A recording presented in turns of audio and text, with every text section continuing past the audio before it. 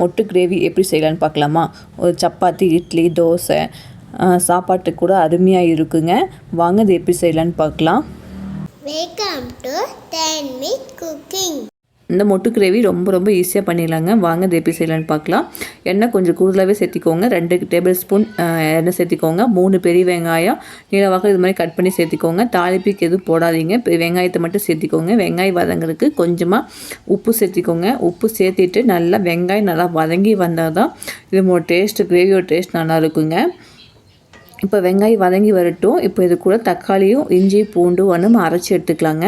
தக்காளி 2, இஞ்சி 2 ஸ்லைஸு, பூண்டு ஒரு 6 பல் பூண்டு எடுத்துக்கலாங்க. எடுத்துகிட்டு இது நல்லா பேஸ்ட் மாதிரி நல்லா அரைச்சி எடுத்துக்கோங்க. தக்காளி அரைச்சி சேர்த்துன்னு டேஸ்ட் நல்லா இருக்குங்க. இது இந்த அளவுக்கு வெங்காயம் வதங்கி வந்துருச்சு.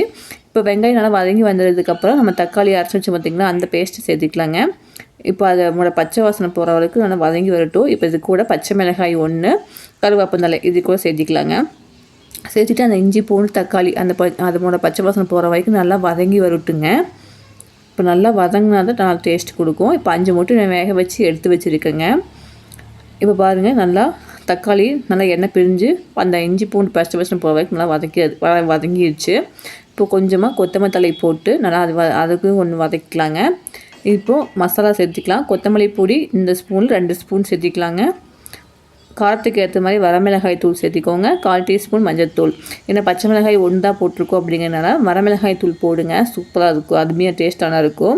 இப்போ அந்த 3 மசாலாவோட பச்சை வாசனை போகிற வரைக்கும் நல்லா வதக்கி வரட்டு.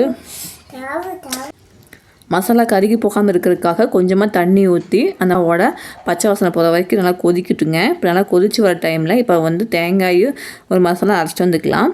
இப்போ தேங்காய் 1/2 மூடி தேங்காய் நான் எடுத்துருக்கேங்க. அதை சேர்த்திக்கலாம். 1/2 மூடி தேங்காய் நம்ம சேர்த்திட்டு இது கூட பட்டை இந்த அளவுக்கு இந்த சைஸ்க்கு எடுத்துக்கோங்க. கிராம்பு 1 எடுத்துக்கோங்க. ஏலக்காய் 1, சோம்பு 1/2 ஸ்பூன், கசகசா 1/2 ஸ்பூன் சேர்த்திட்டு இது நல்லா குழப்பாக அரைச்சி எடுத்துக்கோங்க. முதல்ல அது கூட 2 ஸ்பூன் பொட்டுக்கடலை சேர்த்திக்கோங்க. கொஞ்சமாக தண்ணி ஊற்றி நல்லா பேஸ்ட் மாதிரி நல்லா அரைச்சி எடுத்துக்கோங்க. இப்போ பாருங்கள், இந்த மசாலாவோட பச்சை வாசனையெல்லாம் போய் நல்லா சூப்பராக வந்துடுச்சு. கலர் பார்க்குறதுக்கு அவ்வளோ அருமையாக இருக்குது. இது கூட தேங்காய் பேஸ்ட்டு உள்ள சேர்த்திக்கலாங்க. உங்களுக்கு எந்த அளவுக்கு கிரேவியாக வேணுமோ அந்தளவுக்கு தண்ணி ஊற்றிக்கோங்க. தண்ணி ஊற்றிட்டு தேங்காய் பொட்டுக்கடலை போட்டிருக்கோன்னால கண்டிப்பாக குழம்பு திக்னஸ் கொடுக்கும். இப்போ தேங்காயோட பச்சை வாசனை போகிற வரைக்கும் நல்லா கொதிச்சுது அப்படின்னா அந்த டேஸ்ட் நல்லா இருக்கும்.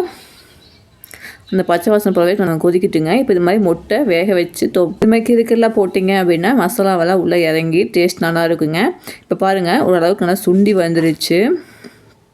இப்போ இந்தளவுக்கு நல்லா எண்ணெய் பிரிஞ்சு சூப்பராக வச்சுங்க. இப்போ இது கூட கடைசியில் இந்தளவுக்கு கெட்டியாக இருந்தாலே போதுங்க. இப்போ கடைசியில் முட்டை போட்டு அடுப்பு ஆஃப் பண்ணிடலாங்க. அவ்வளோதான். ஒரு 2 நிமிஷம் முட்டை போட்டு கொதிக்கிட்டோம். இப்போ ஒரு முட்டை காலி ஆயிடுச்சு. 4 முட்டை நான் போட்டிருக்கேன். ஒரு முட்டை என் பையன் சாப்பிட்டானுங்க. அதனால் 4 முட்டை இருந்துச்சு, அது போட்டாச்சு. போட்டு இப்போ 2 நிமிஷம் கொதிச்சு வரட்டுங்க. கொதிச்சு வந்ததுக்கப்புறம் கஸ்தூரி மெத்தி இருந்தால் இது கூட சேர்த்திக்கோங்க. கடைசியில் கொத்தமல்லி தழை போட்டு அடுப்பை ஆஃப் பண்ணிடுங்க. அவ்வளோதான். ஒரு அருமையான மொட்டு கிரேவி சூப்பராக ரெடி ஆயிடுச்சுங்க. இப்போ கொதித்து ஆறுனதுக்கப்புறம் பாருங்கள் எந்த அளவுக்கு நல்லா சுண்டி இந்த குழம்பு நல்லா திக்காகிடுச்சு. பார்த்திங்கன்னா நம்ம எந்த ஸ்டேஜில் அடுப்பு ஆஃப் பண்ணோம். இப்போ இந்த அடுப்பு ஆஃப் பண்ணதுக்கப்புறம் ஆறுனதுக்கப்புறம் இந்த அளவுக்கு இருக்குது. அவ்வளோதாங்க. சூப்பரான அருமையான மொட்டு குழம்பு ரெடி. நீங்களும் செஞ்சு பாருங்கள்.